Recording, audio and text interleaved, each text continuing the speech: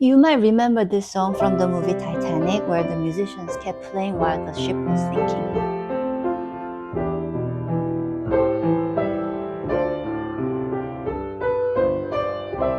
It's such a beautiful and emotional piece. But when you open your hymn book or get a lead sheet, it just looks like this.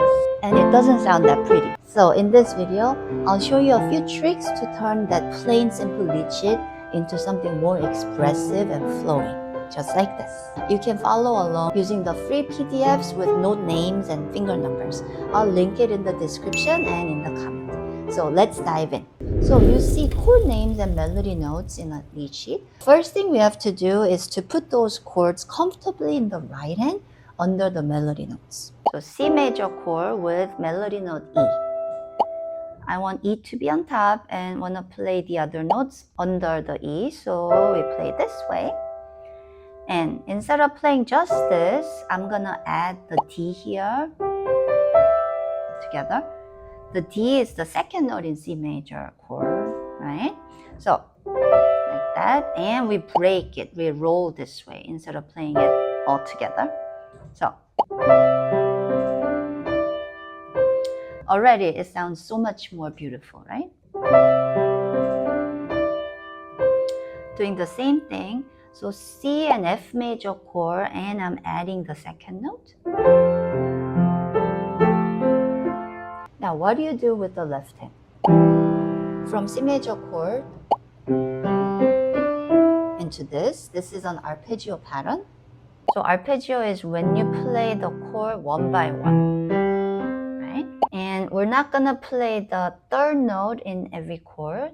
So instead of C, E, G, we're going C, G, C.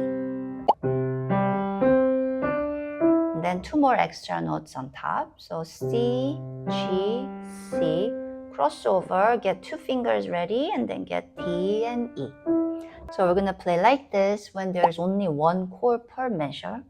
When there's two chords per measure, like here, E minor and A minor, we're just doing the octave pattern for E minor and then A minor, right? So together.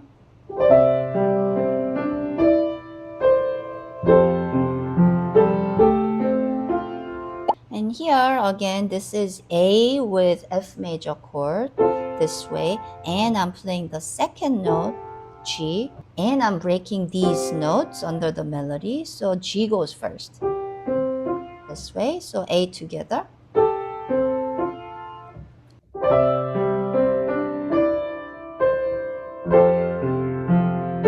G, C, F, like that. And then now E minor, and then G is our top note. If you see a simple triad like E minor, you can always try adding the seventh note. Turn them into seventh chords. Seventh note in E minor is one more skip up. If you like the sound, then you use it. It usually makes it sound better. So the seventh note is D, so I'm gonna play them together like this. Doing the same thing, A minor, seventh note, I'm gonna play together. And then D minor 7. I'm just gonna play that. I don't need to play all the notes all the time, right? So going from E minor,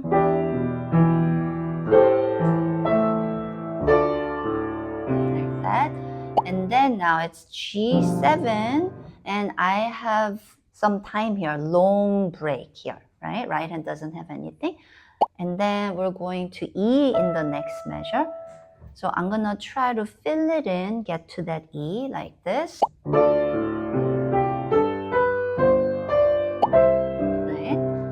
So I'm simply playing C major scale, getting to E.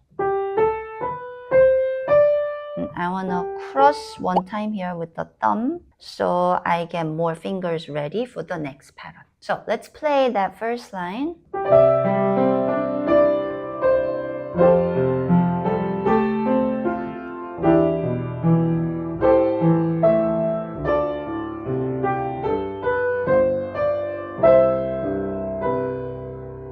Now, second line, we're going from C major to G minor over E. So C major with E on top, like this, and then D and G minor, like that. So between C and B flat, I can use a pattern like that, filling in, walking, right? So that way. Now left hand, changing up the pattern a little bit. Instead of doing all arpeggios, here simple, and then going back to arpeggio pattern. So together, walking, and then here again we're going F major to D minor here. So here, this gap, I'm gonna fill it in. So going from the A to F, like that. Then walking.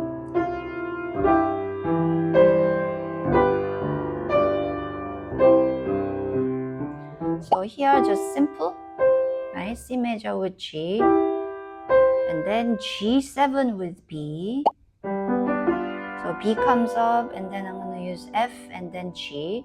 I don't need to play every note. And then C major chord. So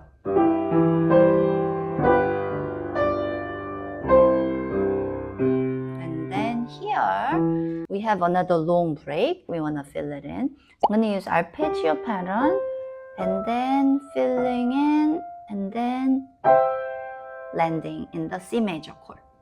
So arpeggio, walking. Now here I don't want to just play C major root position. I'm going to add the second note again, and I can roll it. Here I'm just simply adding thirds, that, and then another C. So I'm going to play that second note again, like this, then, right? So this is A minor with melody note G. So it's almost like A minor 7, right? I'm gonna play just the top 3 since left hand plays A, from B, C, like that. And then again, using the same thing, the thirds, now adding the C in between, like that. And then now D minor 7 with G again.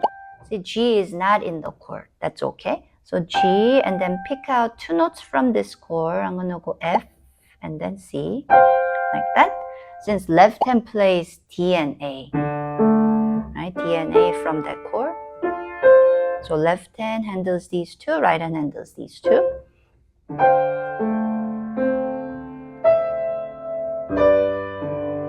So here, G7, I'm just playing 2 notes, and then we're going to C major with E on top. So here, this open space, I'm gonna fill it in. So go like this, like that. After this, C major with E.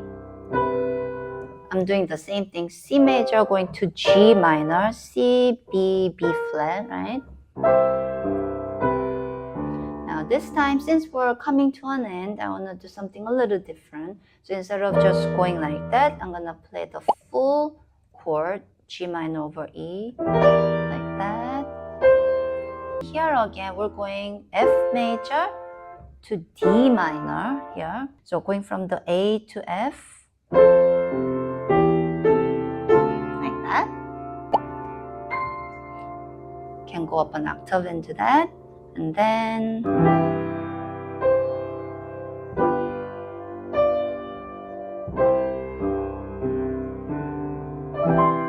right.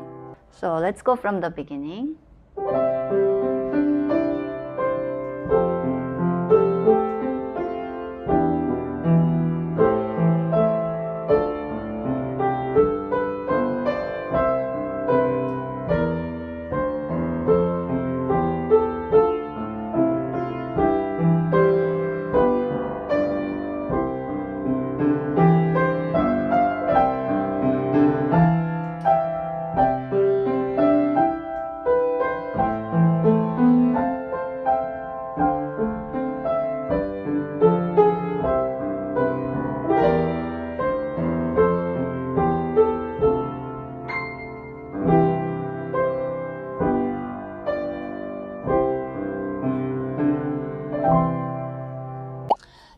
pedal holds it all together.